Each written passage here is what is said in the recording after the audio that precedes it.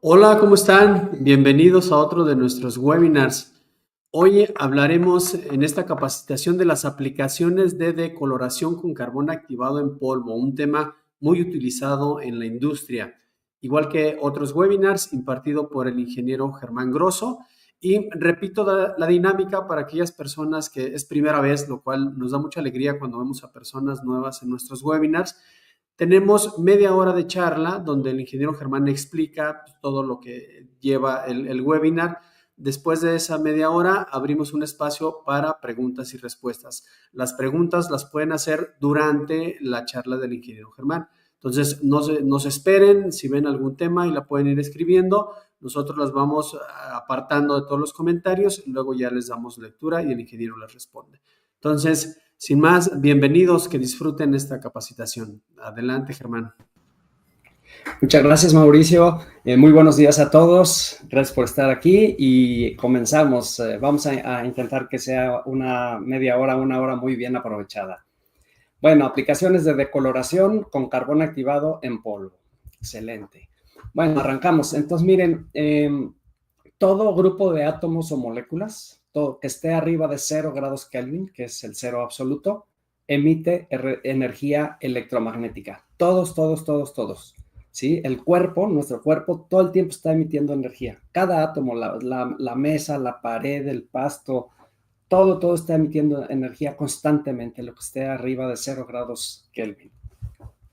Y nada más que hay algo muy interesante, esa energía que se emite puede ser de distintas longitudes de onda. Las más pequeñitas pueden medir menos de una vigésima parte del diámetro de un átomo de hidrógeno, ¿sí? Los rayos gamma, menos de una vigésima parte del diámetro de un átomo de hidrógeno. Y las ondas más largas pueden medir varios kilómetros, solamente una onda, varios kilómetros. Y miren, y ahí tenemos entonces, estas son las ondas de radio, microondas, infrarrojo. Y la luz visible es esa energía electromagnética en un rango de 400 a 700 nanómetros. Para que se den una idea, es más o menos una milésima de milímetro, un poquito abajo de una milésima de milímetro. Entonces, vean ustedes cómo las longitudes de onda, algunas son pues, métricas, unidades que conocemos. Los microondas tienen longitud de onda de 1 milímetro a 30 centímetros. ¿Qué es lo que más calienta de todas estas ondas? Lo que sentimos como calor, pues son ondas o son energía electromagnética y es el infrarrojo. Fíjense, 700 nanómetros a 1 milímetro. 700 nanómetros es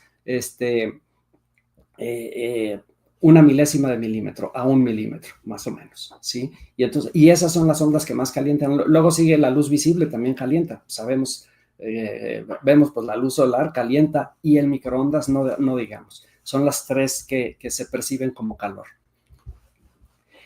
Cuando nos han hablado de luz y nos han dicho que la velocidad de la luz es de 300,000 kilómetros por segundo, no solamente es la luz, son todas esas, es toda esa energía electromagnética de todas esas longitudes de onda, ¿sí? Por lo tanto, mientras más es la longitud de onda, la frecuencia es menor, de tal manera que la multiplicación de la frecuencia por la longitud de onda me da siempre la misma velocidad, que, como dijimos, es 300,000 kilómetros por segundo en vacío.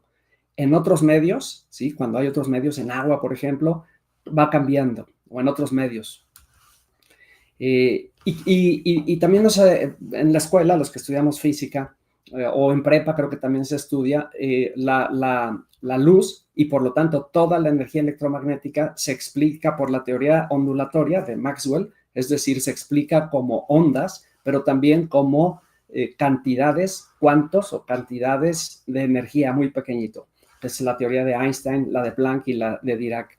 Entonces, la luz y por lo tanto toda la energía electromagnética se explica por estas dos teorías. Una sola es insuficiente.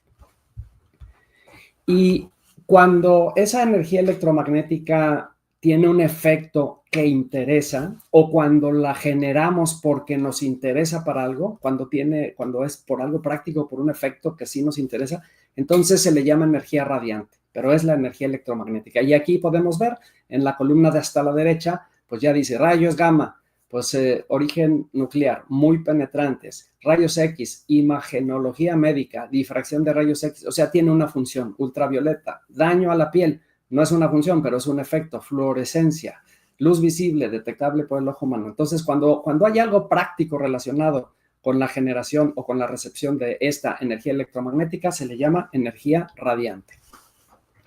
Bien, y cuando vemos una manzana roja, o sea, incide un haz de luz blanca, por ejemplo, la luz solar, y nosotros la vemos roja, lo que sucede es que este sólido opaco absorbe los distintos longitudes de onda del arco iris, que en su conjunto forman la luz blanca, y refleja únicamente las ondas que están cercanas al rojo. Y puede haber un rojo más hacia un tonito, hacia más anaranjado, o más intenso o menos. Bueno, son las longitudes de onda que refleja ese cuerpo. Entonces, cuando nosotros vemos algo verde, es que ese cuerpo absorbió las longitudes de onda distintas al verde o las más lejanas al verde y reflejó el verde. Por eso lo vemos verde, ¿eh? O sea, de todo el haz de luz, reflejó la longitud de onda que se ve verde. Bueno, entonces esto es muy interesante y eso es el color. Y como vamos a ver hoy aplicaciones en decoloración, bueno, hay que entender esto. Y que para cuerpos transparentes o translúcidos. Transparente es como una ventana, por ejemplo, y translúcido es como ese vidrio opaco. Ahí ahorita se me fue el nombre, pero eso es translúcido, ¿sí? Cuando no es totalmente transparente. Y en este caso de cuerpos transparentes y translúcidos, no es solamente absorción una parte y reflejar la otra parte. No, también hay transmisión, hay una parte de los rayos que atraviesan, difracción, refracción, dispersión. Y no me voy a meter ahorita, porque si no aquí gastaríamos mucho el tiempo que tenemos para esta plática, que tiene que ver con otra cosa, pero estudiar esto sí es importante, porque ustedes que están aquí probablemente tienen un líquido que les interesa decolorar y muchas veces hay que ir más allá. Creo que hay que estudiar qué molécula es y si pueden estar ocurriendo estos fenómenos que no solamente es la absorción y por lo tanto reflejar lo que no se absorbió y provocar un color. Puede haber todos estos fenómenos y no me quedo más aquí, pero hay que estudiarlos porque a veces tienen que ver con el problema. Entonces aquí tenemos una jarra con agua de Jamaica.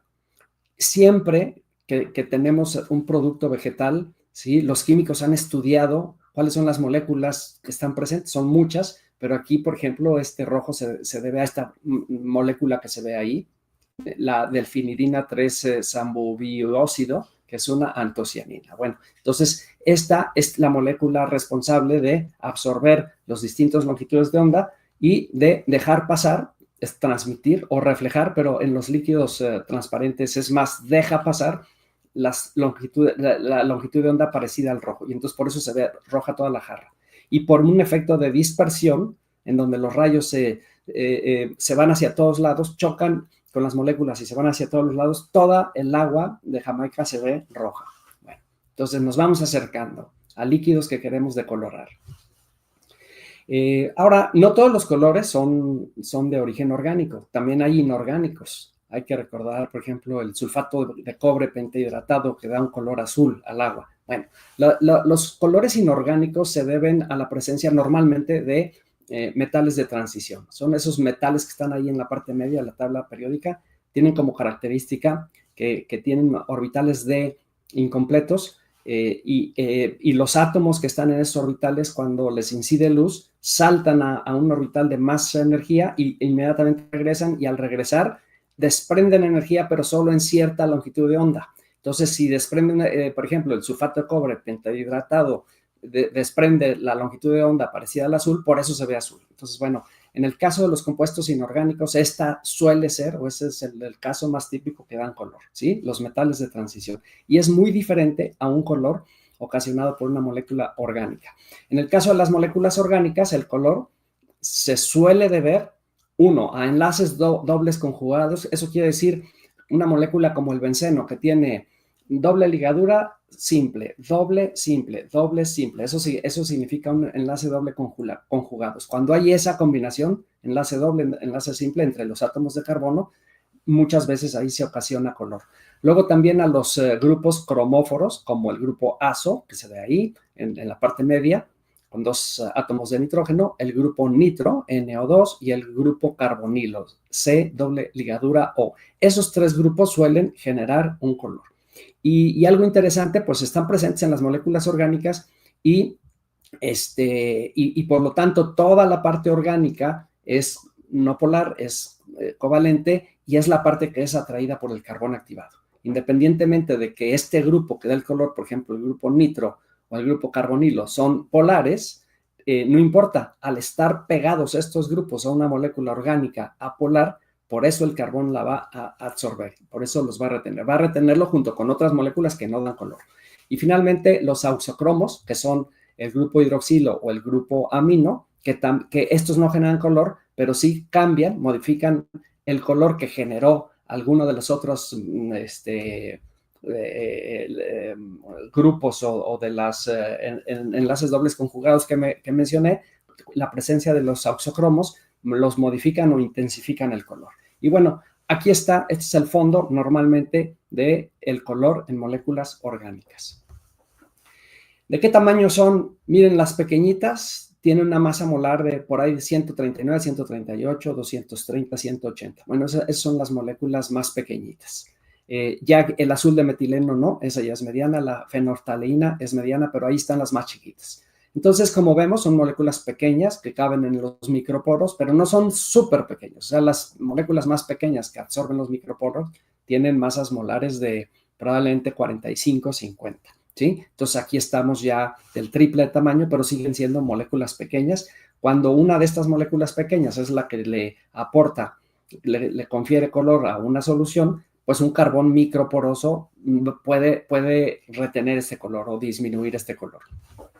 Y las moléculas medianas, pues más o menos tienen masas molares de alrededor de 500, como vemos ahí, ¿sí? Ahí ya está el azul de metileno, por ejemplo, ¿sí? Que es una molécula muy, muy importante, tiene muchas aplicaciones industriales. Y bueno, ahí está el azul de metileno, esta ya es una molécula mediana, y ya para retener estas moléculas necesito un carbón mesoporoso. Ya hay un carbón, por ejemplo, microporoso de concha de coco, no es nada bueno para retener estas moléculas medianas. Y luego está el grupo de las moléculas grandes, que hay las grandes, no muy grandes, que yo diría masas molares menores a 20.000, como están los ácidos fúlvicos, taninos y ligninas, que llegan hasta 20.000, pero hay otras, como los ácidos húmicos, que van de 10.000 a 100.000, y esas son demasiado grandes. De estas moléculas, las demasiado grandes, ácidos húmicos o de alguno de los otros tipos aquí mencionados, las demasiado grandes, ni siquiera un carbón macroporoso las puede retener. Los ácidos húmicos son compuestos de la descomposición de las plantas en los lagos y en los ríos, que dan un tonito amarillo al agua, y esos son ácidos húmicos. Si ustedes pasan esa agua amarillenta de un lago a un río puro, pero que al tener vegetación se está generando pues residuos orgánicos, los ácidos húmicos hacen que el carbón se sature de inmediato y por lo tanto no funciona. Entonces esos colores no hay manera de eliminarlos excepto por coagulación y floculación. Entonces, repito, las moléculas muy, muy grandes orgánicas no las retiene el carbón activado porque no caben en los poros. Y aquí están algunos de esos ejemplos, ácidos húmicos o las ligninas, que son, vean nada más los tamaños, y es de ahí para arriba. Acuérdense, llegan a masas molares de 100.000. Estos no los puede retener bien un carbón activado.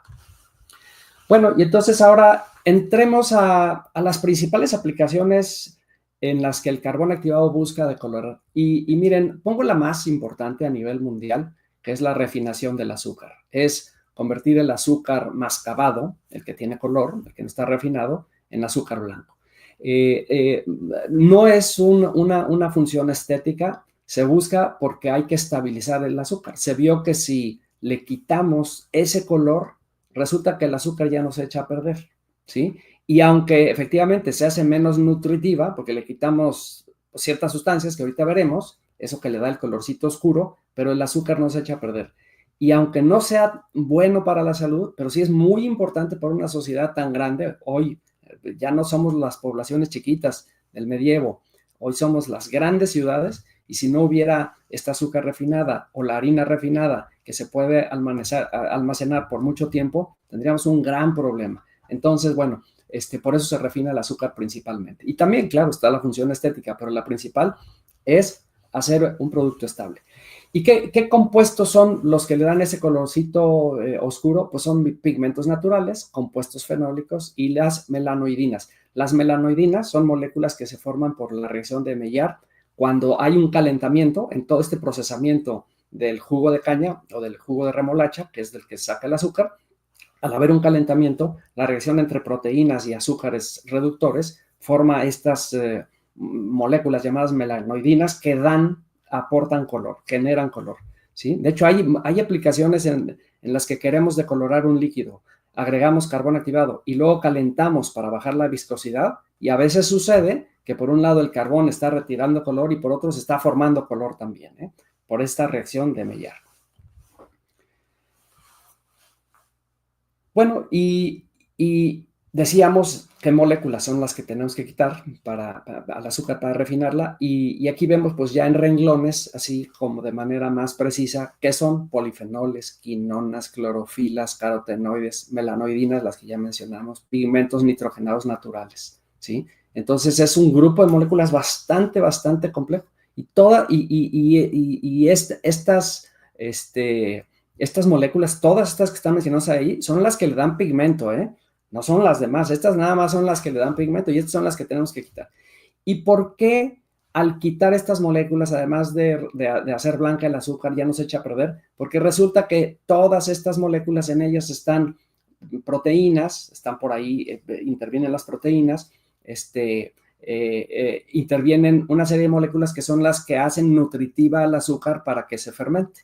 Al quitar todas estas moléculas que dan color, dejamos la sacarosa casi pura, que ya no es fermentable, ¿sí? Las bacterias no la pueden, no la pueden procesar, ¿sí? Ni las levaduras ni las bacterias, porque es una altísima concentración y no pueden vivir en ella. Y bueno, aquí esto es nada más como un ejemplo de este tipo de moléculas que dan color. El de la izquierda es un polifenol, es llamado tricina, es un flavonoide, así se llama, y la de la derecha es una melanoidina, la que les dije que se forma por la reacción de Maillard. Bueno, y quise empezar por el azúcar porque entonces es como crear conciencia que cuando queremos decolorar un líquido, que en este caso es el jugo de caña, luego lo vamos a sacar y por eso va a quedar el azúcar, pero cuando queremos decolorar un líquido que viene de una planta, las moléculas que le dan color no es una, son varias. Y esto ocurre con todos los productos del campo, que son, pues, la mayoría, excepto los sintéticos, son la mayoría de los productos que vamos a ver aquí. Por ejemplo, se usa mucho el carbón activado para decolorar vinos blancos, y dices, oye, ¿por qué lo quieres decolorar si es blanco? Bueno, se llama blanco, pero en realidad es un amarillito y hay un tono amarillito que es el que quiero obtener. Y si mi vino en esta cosecha me salió un poquito más oscuro, como la copa de la izquierda, tengo que reducir el color, ¿sí? Hasta llegar al estándar que quiero producir. Los jugos, en general, todas las bebidas que vienen de frutos o de vegetales, ahí vemos un jugo verde, todo lo que venga y que luego pues, se va a procesar industrialmente porque se va a embotellar, bueno, muchas veces hay que decolorarlo, ¿sí? Hay que unificar un tono. Y como dije, es una serie de sustancias las que hay que retener. No solamente son hidrosolubles, también los aceites. Por ejemplo, el aceite de coco, pues queda de un tono oscuro y hay un estándar que queremos cumplir, ¿sí? Incluso hay aceite totalmente decolorado, totalmente refinado. Y bueno, pues este se trata también con carbón activado. Productos farmacéuticos, algunos pueden ser sintéticos, otros pueden provenir de fuentes naturales. En particular hay sintéticos y en este caso, pues también se forman moléculas coloridas en los procesos de síntesis que hay que disminuir ese color o hay que retirar hasta que sea imperceptible. En el caso del agua, no solamente en la potabilización hay un estándar de color, hay un máximo color permisible para el agua potable, pero también para las aguas residuales, ¿sí? En ambos, las normas establecen un color máximo permisible y el carbón activado, sobre todo en aguas residuales, el carbón activado muchas veces es esencial y en agua potable a veces lo es y a veces no. Hay veces que con el puro proceso de coagulación, floculación, obtenemos ya el estándar de color, pero a veces no. Y aquí puede intervenir el carbón activado. Cosméticos también. En la elaboración de cosméticos es importante obtener un color. Las tintorerías usan un solvente, percloretileno o gas nafta, que es un líquido que se va pintando, se va tiñendo ¿con qué? Pues con los pigmentos de las telas, y hay que decolorarlo. Entonces usan carbón activado para decolorar ese solvente y seguirlo utilizando. Aceites esenciales, que también deben cumplir con una norma del propio fabricante, que se hace él mismo, y pues, hay que decolorarlos. Solventes, ¿sí? Piensa en gasolina blanca, por ejemplo, ¿sí? Todos los solventes se pueden decolorar. La gasolina, por ejemplo, típica que compramos para los vehículos, se puede decolorar, y hay aplicaciones en las que es importante la decoloración porque ese solvente se va a aplicar en un proceso en el que no queremos que además aporte color. Queremos que haga otras funciones, pero no las de aportar color. Y aquí está glucosa de maíz, es una industria muy importante. Aquí en Jalisco, en Guadalajara en particular, es muy importante esta industria. La hay en todo el país, pero en Guadalajara es particular. Ahora está de moda el tequila cristalino, que yo no lo recomiendo porque, pues, además de quitar el color, le quitamos una serie de moléculas que son importantísimas, que dan un perfil muy bueno. Acuérdense que este viene del tequila reposado o del añejo que ha estado en barricas, y por quitarle el color para hacerlo más suave y porque se hizo una moda, bueno, pues le quitamos toda esa riqueza. Pero a final de cuentas, pues se utiliza carbón activado para obtenerlo. Muy bien, entonces son algunos de los ejemplos en donde se utiliza carbón para decolorar, y acuérdense, muchas veces el decolorar, su función de fondo es estabilizar un producto. Bueno, muy bien. Y ahora, ¿cómo medimos? ¿Qué estándares hay para medir la capacidad de un carbón para decolorar líquidos?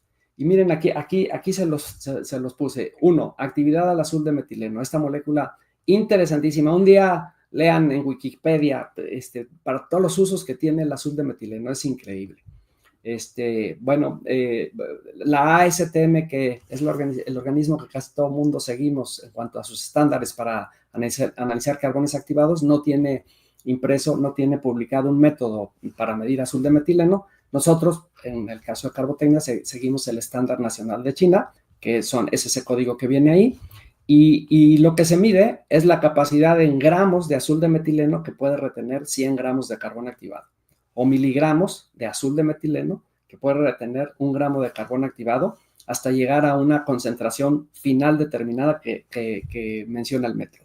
Entonces, el azul de metileno me va a decir la capacidad del carbón para retener, acuérdense, moléculas medianas, ¿sí? Entonces, esta es una variable muy, muy importante.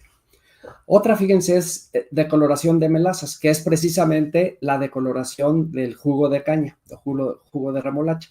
Las melazas serían ese jugo de caña antes de refinar. Y simplemente se toma un jugo de caña sin refinar, se le mide su absorbancia a 0, la absorbancia original, se trata con carbón activado, se mide la absorbancia final y se reporta el porcentaje de disminución de la absorbancia original, ¿sí? Y se llama también RE, o decoloración de melazas. Bueno, entonces esta es una de las variables que quienes producimos o vendemos carbones activados reportamos en las fichas técnicas.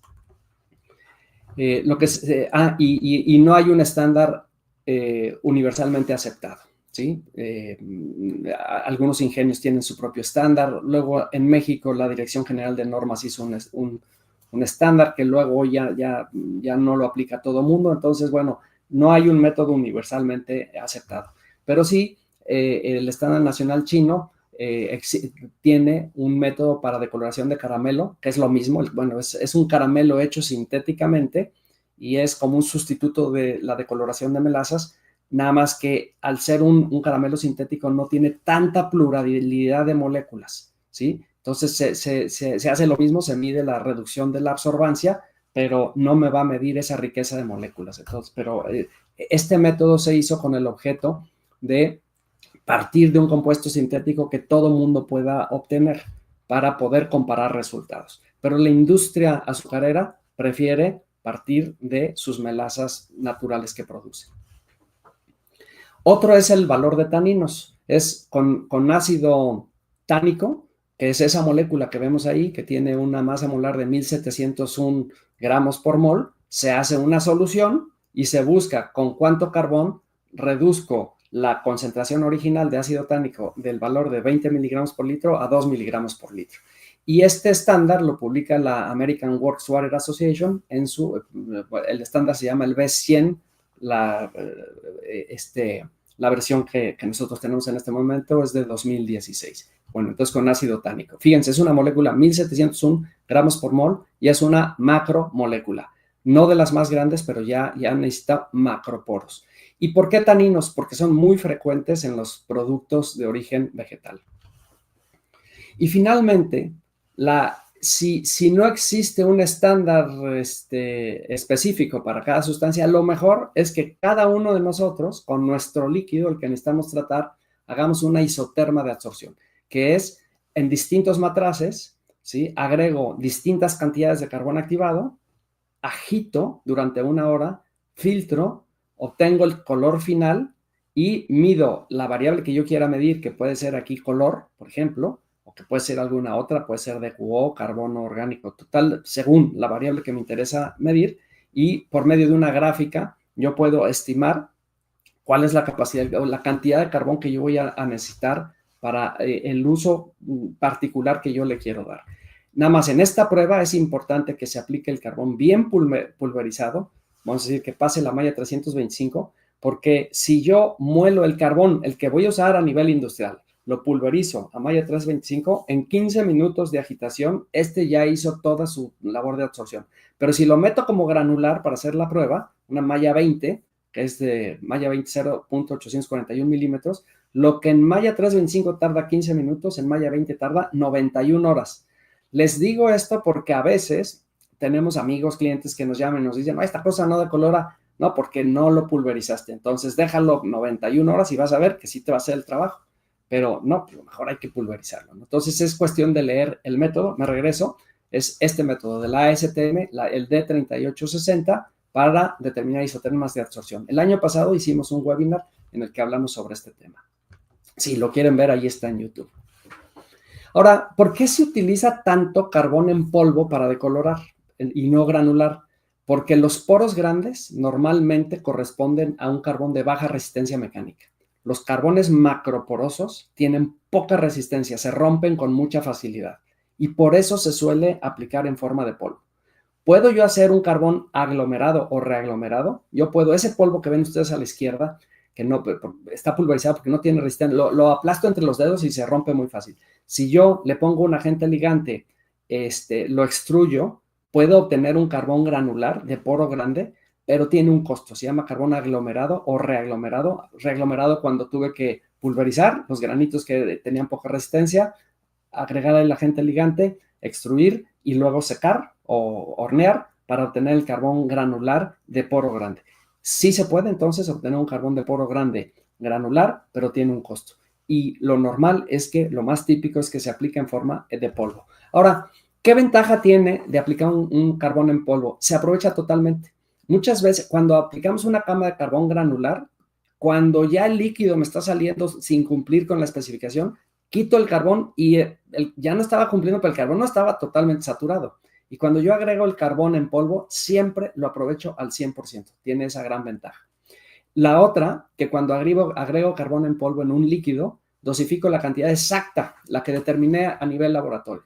Y eso es algo muy, muy bueno. A nivel granular, pues ahí pasas por la cama de carbón granular, que es una cama grandota, y entonces al principio el líquido te sale muy decolorado, y luego menos, y luego menos, y luego menos, y entonces tienes que andar haciendo la mezcla al final para ver si te quedó el promedio de color que querías. Y en polvo, en cambio, haces la dosificación exacta. Desventajas, pues hay que filtrar en filtro prensa, normalmente, es el tipo de filtro que más se utiliza, pues que cuesta un poquito más de trabajo o algo más de trabajo.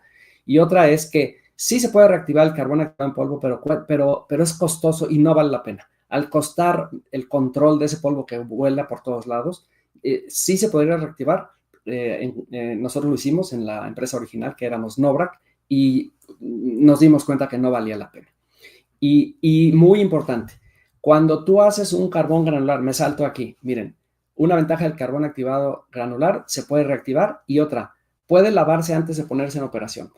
Cuando tú aplicas el carbón granular, se pone una cama de carbón que te va a servir para tratar un gran volumen de líquido. Vamos a decir que son tanques para tratar 30 tanques de líquido, lo vas a pasar por esa cama de carbón granular. Entonces, como es mucho carbón y lo vas a estar usando durante mucho tiempo, tú puedes lavar para quitarle todos esos solubles en agua, o esos solubles en ácido, o esos solubles en tu líquido que vas a tratar, que no vayan a parar a tu líquido. Entonces lavas tu carbón y lo pones a operar. En cambio, y ahora sí me regreso, importante cuidar en el carbón en polvo, es que esas impurezas que puede tener el carbón van a ir a dar, como lo estás dosificando, un lote, una cantidad de carbón, lote 2, otra cantidad de carbón, lote 3, todo el carbón lo estás aplicando a distintos lotes, y por lo tanto, si tu carbón cambia el pH y esto te afecta a tu líquido, entonces tienes que adquirir el carbón que tenga el pH o que provoque el pH del extracto acuoso que sea igual al líquido que tú vas a tratar. Entonces es importante en los carbones en polvo saber el pH del carbón si es que te puede afectar a tu líquido. Y lo mismo, si tu líquido es un líquido de alta pureza, tienes que comprar no solamente un carbón activado de buena capacidad para decolorar, sino de buen nivel de pureza. Entonces en los carbones en polvo es mucho más importante, porque no se pueden lavar, porque lo vas a agregar lote por lote. Aparte, no se puede lavar carbón en polvo, ¿sí? Es inmanejable. Es importante esto. Y bueno, aquí tenemos un equipo típico para aplicación de carbón en polvo. El tanque a la izquierda es en el que tenemos el líquido. Ahí en ese agregamos el carbón activado en polvo, agitamos a que realice su función. Hay que recordar que la función, cuando el tanque está bien agitado, en 1 hora suele haber terminado de realizar todo su trabajo. Ya el carbón, acuérdense que es un Maya 200, Maya 325. Es muy finito, como les dije, como se hacen las pruebas de las isotermas. Al ser muy finito, en 1 hora ya terminó su función. Y antes de pasarlo al filtro prensa, hay que preparar en un tanque más chiquito, donde tenemos algo de líquido, de ese mismo líquido tratado en otros lotes, al que le agregamos un filtro ayuda, porque si no agregamos el filtro ayuda, se apelmaza el carbón y se tapa el filtro y ya no pasa el líquido. Entonces tenemos que hacer esta que se llama precapa. Necesitamos este tanque de precapa. No se trata de que este sea un curso de enseñarles de todo, pero es decirles lo que hay y que sepan que cuentan con nosotros para orientarlos. Miren, hay mucho trabajo que hacemos, que hace Carbotecnia en el desempeño de nuestras labores diarias, en donde nosotros les podemos ir ayudando, ¿sí? A darles recomendaciones, decirles dónde pueden leer, dónde viene este método, oye, ¿cómo aplico mi carbón? ¿Cómo aplico el filtro ayuda? ¿Cómo filtro en el filtro prensa? Y esto, enseñarles, si alguien lo quiere hacer por su cuenta, no cobramos por esto. Hacemos el trabajo, en ese caso sí, ¿verdad? Si vamos con ustedes y sobre todo con empresas pequeñas que tienen, por ejemplo, a veces mezcaleras, algunas tequileras pequeñas, es un ejemplo, que vamos a tratar un lote que tuvo algún problema de color, llevamos nuestro filtro prensa, nuestros tanques, bombas, etcétera, etcétera, mangueras, y hacemos este trabajo por el que sí cobramos. Pero podemos irlos ayudando a darles recomendaciones cuando ustedes lo quieran hacer.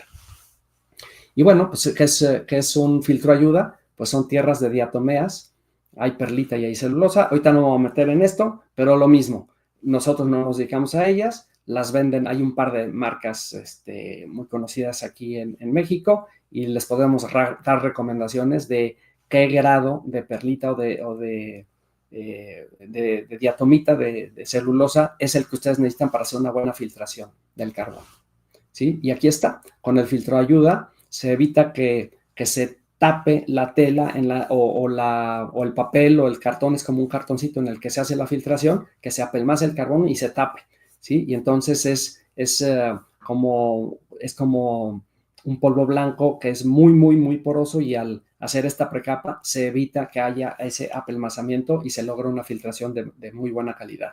Pero hay que tener cierto conocimiento para elegir el filtro ayuda más adecuado. Cuenten con nosotros. Eso no cuesta, decirles, te recomiendo tal o cual filtro ayuda.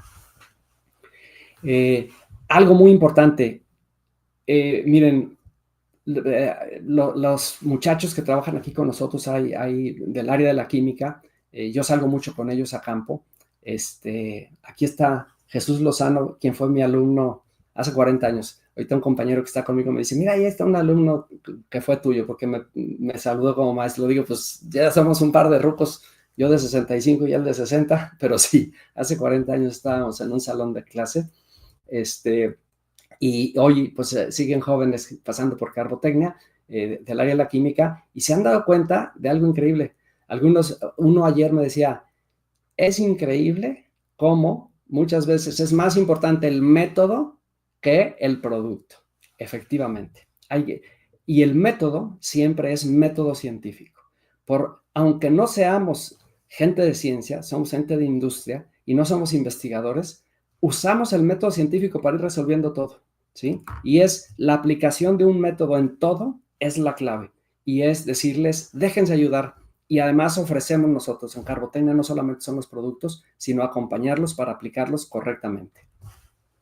Y finalmente, fíjense, como parte de lo que son la metodología, si ustedes tienen un consumo muy alto de carbón activado, con un proceso por etapas a contracorriente, se puede disminuir 75% del consumo de carbón activado para lograr el mismo grado de decoloración. Esto que les digo no es un hallazgo. Esto es cuando estudias termodinámica, te das cuenta que así ocurre.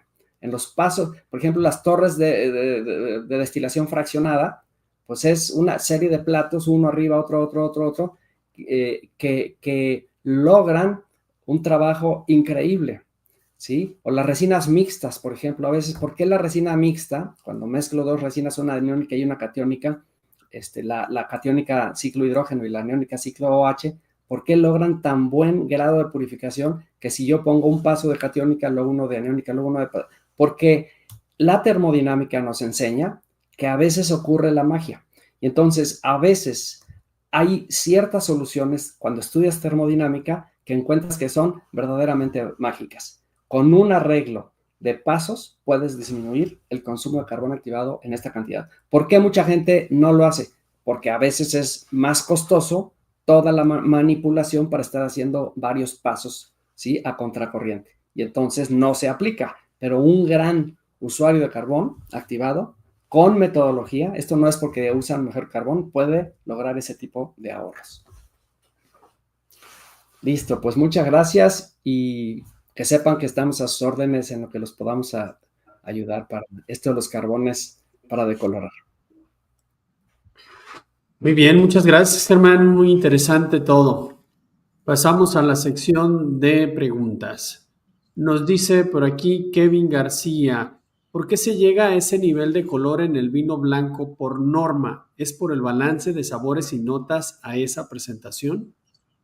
Fíjate, Kevin, que más bien se hace en los vinos no muy caros, que tienen un estándar de color. Es más por el color, Kevin, es una cuestión de percepción.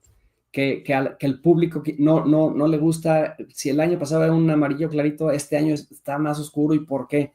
No es tanto por las notas. Ahora, Kevin, cuando aplicas el carbón, sí te cambia las notas, pero los que fabrican esos vinos que son más bien económicos, buscan guardar caldos, así se llama, del vino del año pasado y del antepasado, y están haciendo mezclas y decoloración con carbón, otra parte no, para obtener el mismo color y el mismo perfil, Kevin, pero sí, entonces se hace más por una cuestión de percepción. En los vinos pues más costosos, el público acepta mucho más variaciones y son esos vinos que un año, bueno, es una añada extraordinaria, otra no tanto. Entonces ese público sí acepta esos cambios, al contrario, les da la bienvenida. Pero en los vinos baratos no. Perfecto, muy bien.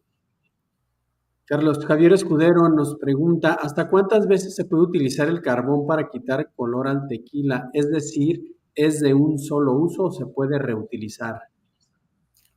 Carlos Javier, todas las veces que tú quieras, porque en la reactivación sometemos el carbón a una pirólisis, ¿sí? O en realidad es una combustión de esos compuestos orgánicos que retuvo el carbón, se pirolizan primero, se gasifican y el carbón queda totalmente libre de materia orgánica, ¿sí? Entonces se puede usar todas las veces. Se va perdiendo parte del carbón y lo típico es que se pierde del 10 al 15% por rompimiento de los granitos, etcétera, etcétera, etcétera.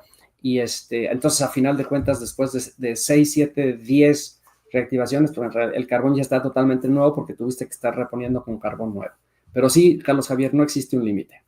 Perfecto. Eso es si lo utilizan granular, ¿verdad? Quien lo En utiliza en granular. En polvo podría ser lo mismo, pero como dije, no vale la pena reactivar el carbón en polvo porque el costo tienes que meterlo en un horno donde los gases calientes circulen muy despacio, si no arrastran al carbón, y eso va haciendo que el costo sea muy alto. Sí se puede, ¿eh? Y se puede reactivar un carbón en polvo y dejarlo como nuevo, pero no vale la pena económicamente. Perfecto, muchas gracias, Germán. Héctor Campiña nos dice, ¿cómo retiramos el carbón del producto? Ya lo mencionaste, pero si es necesario puntualizar Sí, algo. con el filtro prensa hay filtros de placas verticales, horizontales, hay otros tipos de filtros, pero el típico es el filtro prensa y que pues es o una tela o unos cartoncitos o unos papeles especiales de cierto grado de filtración pues son distintas plaquitas y si gustas, Héctor, si tienes interés, nos puedes escribir y te mandamos fotos, te explicamos o bibliografía para que tú lo puedas ver cómo es un filtro prensa. ¿Sí? Muy bien, gracias. Aaron Ortiz nos dice, ¿qué tipo de ácidos se utilizan en la activación del carbón? ¿Cuáles son las ventajas y desventajas de esta activación por tipo de ácido utilizado? Y una pregunta más, ¿es cierto que los carbones activados retiran los pesticidas presentes en los alimentos procesados? Muy bien, Aaron. Mira, se pueden usar muchos químicos para activar un carbón. Se han utilizado muchos químicos. Básicamente son químicos deshidratantes. Pero el ácido que ha tenido más éxito por costo, por la calidad del carbón obtenido, es el ácido fosfórico. ¿Sí? Es el ácido fosfórico. Entonces, básicamente es el rey. Se ha activado con ácido sulfúrico. Quizá hay quien lo esté haciendo todavía, pero el fosfórico es mucho más fácil, es mucho menos corrosivo. Sí es corrosivo, pero es menos corrosivo, es más fácil y da un carbón de muy buena calidad, de poro grande. Además, abre grandes los poros. Cada tipo de químico abre los poros de distinto tamaño o logra poros de distinto tamaño. Como aquí estamos buscando poros grandes para decolorar, entonces es un carbón muy bueno para decolorar. Vamos a ver, ventajas, desventajas de este tipo de activación es eso. Entonces, la activación química logra poros más grandes. Si ustedes, por ejemplo, activan una madera de pino, ya automáticamente les da poros grandes porque el pino no es una madera muy dura. Pero si lo activan con gases, nada más, te da un tamaño de poro. Y si lo activas con ácido fosfórico, te da un poro mayor. Entonces, de hecho, dependiendo del tamaño de poro que tú quieras, puedes elegir activado térmicamente o físicamente o químicamente. Pero químicamente es cuando quiero poros más grandes. Y es cierto que los carbones activados retiran plaguicidas, que sería el nombre ya más correcto en español, presente en los alimentos procesados. Sí, sí, Aaron, totalmente. Sí, los plaguicidas son compuestos orgánicos muy absorbibles en carbón activado. Por eso la plática pasada que hablamos de toxicología, pues en una intoxicación por plaguicidas, la cura, el antídoto es carbón activado. Se la da a ingerir a la persona intoxicada. Entonces sí, los quita perfecto. Muy bien. Nuevamente Aaron nos hace esta pregunta, dice, ¿los sistemas de adición de carbón activado es necesario aterrizar las instalaciones? Mira, sí que el carbón se puede prender cuando está caliente, cuando tú lo empacas y está caliente, que ese es un tema para una plática. No tiene buena conductividad y entonces se puede quemar. Se concentra el calor en el centro y se puede quemar. Por una chispa sí también podría ser. Estoy pensando, sí, sí en la empresa, por ejemplo, si no limpiamos los polvos de carbón bien, un día con alguna descarguita eléctrica, con algún cablecito eléctrico alguna conexión, sí se puede prender. Sí, no lo había pensado, Aarón. Sí, hay que aterrizar. Yo de todas maneras, en nuestro caso tenemos las instalaciones aterrizadas. Creo que es una muy buena práctica industrial y sí, me parece una buena idea, Aaron. No lo había pensado, pero sí. Muy bien. Samuel Alejandro Lozano nos dice, ¿cuál es el origen del carbón que comercializan? Mira, Samuel, los fabricantes de carbón activado, excepto los muy grandes, ninguno fabricamos toda la gama. Entonces, tenemos asociaciones y por lo tanto vendemos toda la gama. En Carbotecnia fabricamos los de concha de coco, la concha de coco, pero ofrecemos de madera bituminosos, ligníticos, subbituminosos, de antracita, de todas las materias primas, y vienen de distintos fabricantes con quienes tenemos intercambios. Pero va a ser de madera de pino, ¿no? El origen. ¿Cuál es el origen del carbón? Si un compañero me dice que la pregunta debe ser para el carbón, para decoloración, madera de pino, sí. Hay otros que también son buenos para decolorar, como cáscara de cacahuate, o puede haber de algunos otros compuestos o residuos vegetales del campo que no se usan para otra cosa y que los puedes carbonizar y activar, pero el nuestro es de madera de pino, no, Samuel. Madera de pino y activado con ácido fosfórico para decolorar. Perfecto. Ya saludaste a Jesús Lozano, pero mira, aquí te escribe: un privilegio haber coincidido en aquel tiempo en la Universidad Iberoamericana, querido maestro. O sea, ahí lo Lo mismo te digo, querido alumno, me acuerdo re bien de Jesús Lozano.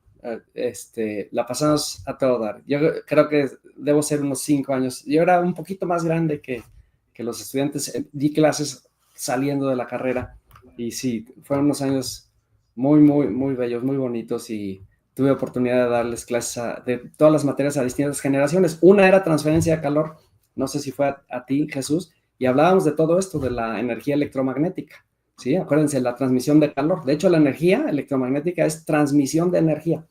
Nada tiene energía electromagnética adentro, tienes energía interna, ¿sí? Que es vibración, rotación, etcétera, etcétera, de los electrones, de los átomos, movimientos, sobre todo vibraciones en los sólidos, pero la emisión es por conducción, por convección o por radiación. Y todo eso lo veíamos en la materia de transferencia de calor. Así que un gusto verte por aquí otra vez, Jesús. Qué bueno. Bueno, Jesús viene seguido, así que me da mucho gusto. Así es. Continuamos. Nos dice Ariel Antonio Quintana: ¿es muy costoso el servicio de reactivación del carbón activado? No, el costo es más barato reactivar carbón que producir carbón nuevo, y nada más que el cliente paga doble flete, porque paga el flete para mandárnoslo y luego de nosotros a él.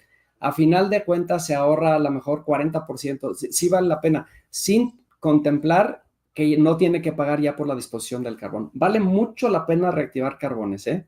Ya tuvimos alguna plática de reactivación, pero creo que valdría la pena hacer otra con otro sesgo o ver otros datos de las ventajas que hay para la sociedad, pero sobre todo, fíjense, para el usuario, en el uso de carbón activado. Se los voy a poner diferente. El carbón activado, reactivado, es más puro que un carbón virgen, porque no tiene todos esos minerales que vienen de la planta original, ¿sí? Entonces, el carbón reactivado, cuando se le pierde como la fobia o el miedo, es un carbón increíble, ¿eh? Se puso un carbón buenísimo. Tenemos clientes que les reactivamos carbones desde hace muchos años y en todas las áreas. Por ejemplo, alguien me preguntaba para tequila, tenemos tequileras a las que les reactivamos carbones. Créanme que no lo mandarían reactivar si no tuvieran buenos resultados. Tienen mejores resultados que con el carbón virgen. Ya no le añaden ningún mineral al carbón virgen. Ese ya se fue con el primer lote de tequila. Bueno, añades lo de la adición del carbón nuevo, pero es nada más un 10%. Vale mucho la pena.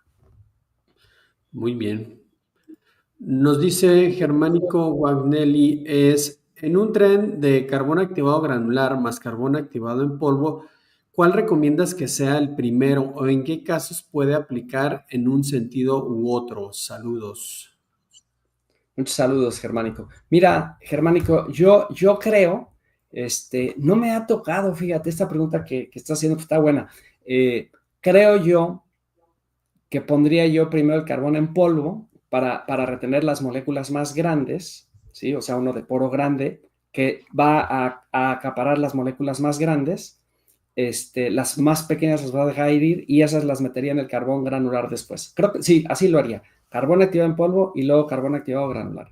Ahora, ¿hay quien hace mezclas de carbones? Sí, y dos granulares, concha de coco, bituminoso, lignítico, de antracita, pero no me ha tocado donde hagan la mezcla de carbón en polvo y granular. Está muy buena la idea, porque entonces con el polvo retendrás las moléculas más grandes y con el granular las más pequeñas. Y dicen, ¿qué casos puede aplicar? Pues sí, sería, por ejemplo, Germánico, imagínate un agua residual en la que tuvieras un color pues, que retuvieras en poro grande, pero que también tuvieras DQO, o sea, más materia orgánica más pequeña, y que no dices, bueno, sí le puedo poner más carbón en polvo, grande, pues, primero va a tener las grandes y luego las pequeñas, pero estoy pensando, me cuesta demasiado caro poner toda la dosis de carbón en polvo, entonces pongo una cantidad de polvo para las moléculas grandes de color y otro de granular para las moléculas más pequeñas. Hay que estudiarlo, Germánico. Siempre hay que estudiar cada caso. Yo los invito, ¿sí?, a que se dejen ayudar y que cuando quieran hablemos. Germánico, pues a mí me da mucho gusto, está aquí con nosotros seguido y aparte se dedica a lo mismo que nosotros y nos hace preguntas y nosotros con mucho gusto, creo, Germánico, si no me avisas, pero creo que sí, que intentamos responderte aunque tú lo hagas, porque para Carbotecnia el conocimiento es para compartir, porque la competencia, nosotros competimos en tener inventarios, una buena logística, hacer llegar rápidamente los materiales a ustedes, un buen control de calidad. Esa es la parte de la competencia. Y el conocimiento lo compartimos con los competidores, llevamos una muy buena relación con otros fabricantes de carbón activado y con mucho gusto. ¿Y por qué compartimos? Porque también aprendemos de ellos y aprendemos de los usuarios, ¿eh? Nuestros grandes maestros han sido las fábricas a donde vamos. Imagínense, vamos de proveedores y vamos aprendiendo. Y bueno, son 40 años de estar en eso, pues imagínense no compartir lo que hemos ido recibiendo de las mismas industrias, ¿verdad? Y de los competidores. Así es. Muy bien, gracias, Germán. Continuamos. Nos dice Alejandra Sánchez, nos pone esta situación. Tengo un medio de cultivo a base de melaza y quiero clarificarlo. ¿Qué proporción me sugieren emplear y qué tipo? He usado carbón activado en polvo. Alejandra, te invito a que nos escribas, si quieres, a ingeniería@carbotecnia para ver el caso más de cerca. Pero mira, un carbón en polvo, tenemos varios. Si es melaza, pues yo te diría de un pH de 5 a 7, 5 vamos a decir, por ahí, 5 a 7, de madera definitivamente, activado con ácido fosfórico definitivamente, con una dosis que estará entre 1 y máximo 1, 2, 3 gramos por litro, más o menos, y hay que ver si quieres lograr algo más, es decir, no solamente, pues sí, pensé que era refinación, sí, la pura clarificación, pues con eso, 2 gramos a 5 gramos, hacer una isoterma, Alejandra. A lo mejor a un matraz le pones 1 o 0, que es el blanco, lo vas a agitar nada más y lo vas a filtrar, y pones distintas dosis de carbón vamos a ir hasta 5 gramos. A lo mejor 1, 2, 3, 4 y 5. Agitar 1 hora, filtrar, revisar tu color final y vemos ya, ves tú ahí si alguno de estos te dio tu resultado. El carbón bien pulverizado, Alejandra, como quedamos, 1 hora de agitación. Creo que por ahí, con eso. Pero a lo mejor si se te atora algo, a veces si es muy viscoso, pues hay que calentar para bajar viscosidad, no calentar demasiado para no provocar la formación de melanoidinas, pero va por ahí, Alejandra. Si en algo te podemos ayudar, nos avisas. Perfecto, muy bien. Juan Falconi dice, ¿este procedimiento me sirve para eliminar color en lixiviados? Totalmente, Juan, totalmente, es muy típico. Si los lixiviados son de origen orgánico, hay que recordar que hablábamos que mientras sean orgánicos, sintéticos o naturales, te va a servir. Si es de origen inorgánico, ¿sí? Moléculas inorgánicas con metales de transición que mencionamos, no, el carbón no va a ser la solución. Pero lo típico, Juan, es que sean de origen orgánico y sí se usan para eso y deben funcionar muy, muy bien. También aprovechando a la pregunta de Juan, cualquiera que desee una muestra de carbón, escríbanos. Nos ponemos de acuerdo y les mandamos la muestra o les hacemos las pruebas. Otra, a veces parecen simples las pruebas, con mucho gusto los ayudamos, pero también déjense ayudar y les podemos hacer las pruebas en la empresa. Si alguien nos quiere visitar, hacer las pruebas con nosotros somos de puertas abiertas, los invitamos, vienen al laboratorio, ven cómo se hace la prueba para que aprendan a hacerlas ustedes. Perfecto. Con mucho gusto.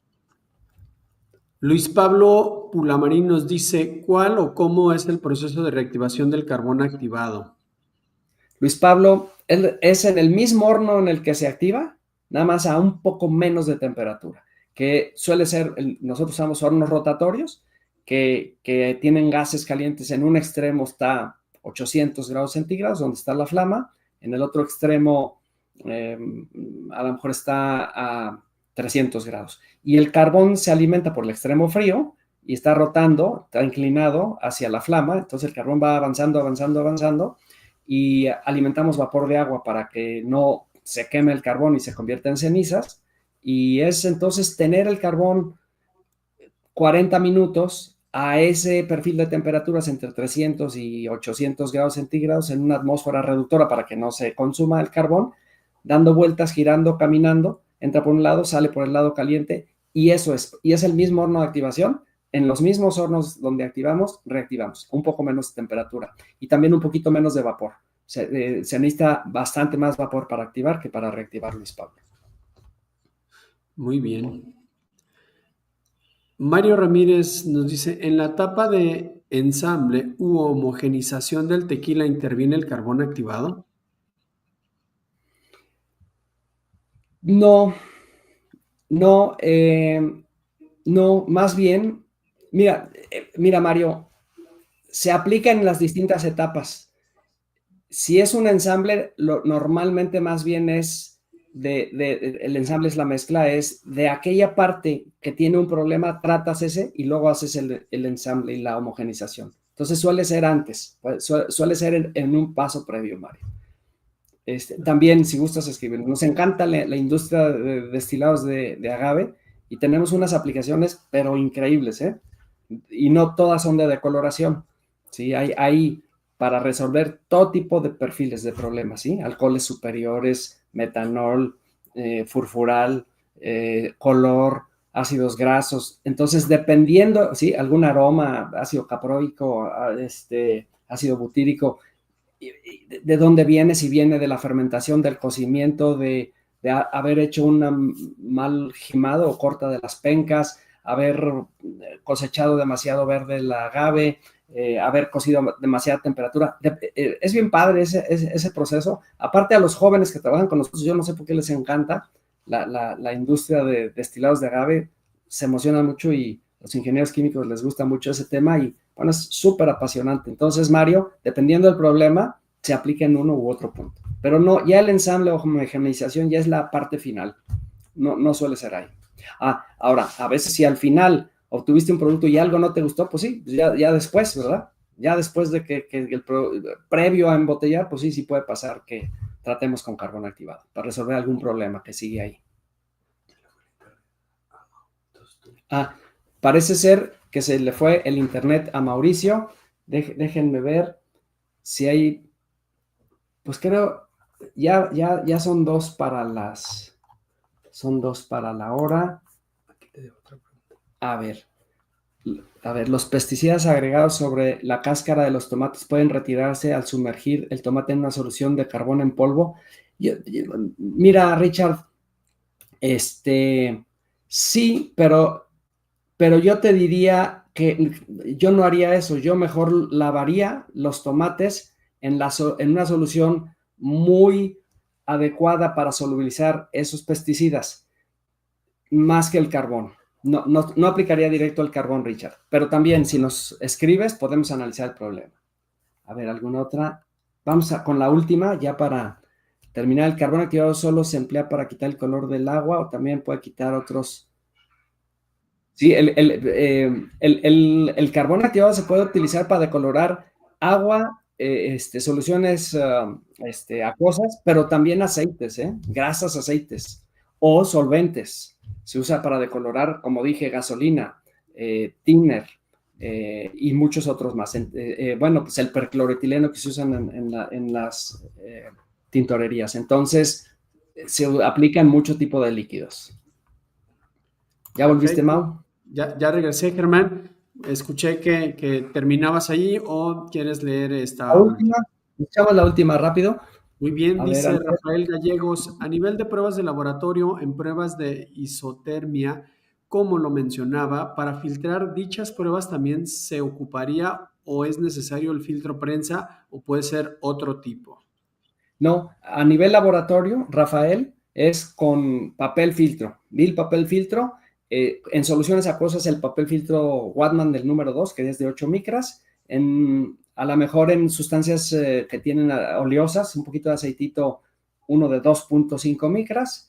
Y cuando se pasa un poquito de carbón y quieres un buen filtrado, bueno, pues en una membrana de 0.45 micras, que también las venden. Entonces, no, así vi el papel filtro, sobre todo soluciones acuosas, ese papel filtro de 8 micras no deja pasar nada del carbón bien pulverizado. Perfecto, pues aquí terminamos, Germán. Avisarles a todos los que nos siguen que ahorita no tenemos el próximo webinar, la próxima capacitación, pero nuestro equipo de mercadotecnia por ahí les estará enviando la invitación una vez que se defina el tema. Hay varios, hay muchos interesantes que han solicitado, otros que van surgiendo. Hay de carbón activado, de otros químicos para limpieza de membranas. Seguimos con muchos temas interesantes. Ahorita por tiempo no alcanzamos a tener la próxima, pero seguiremos con este ritmo, 2 semanas más, un webinar más que ya les estaremos avisando. ¿Algo más que quieres agregar, Germán? Agradecer a todos y desearles un muy buen día y una buena semana. Perfecto. Los invitamos si quieren también revisar algún otro tema de webinars pasados. Todos están en nuestro canal de YouTube. Búsquenlos como Carbotecnia. Ahí pueden ver otros de reactivaciones y los que ya he estado mencionando, Germán. Todos quedan grabados ahí para futuras consultas de ustedes. Bien, pues terminamos. Muchísimas gracias. Gracias, Germán. Gracias a todos por asistir. Muchas gracias a todos. Gracias, Mauricio.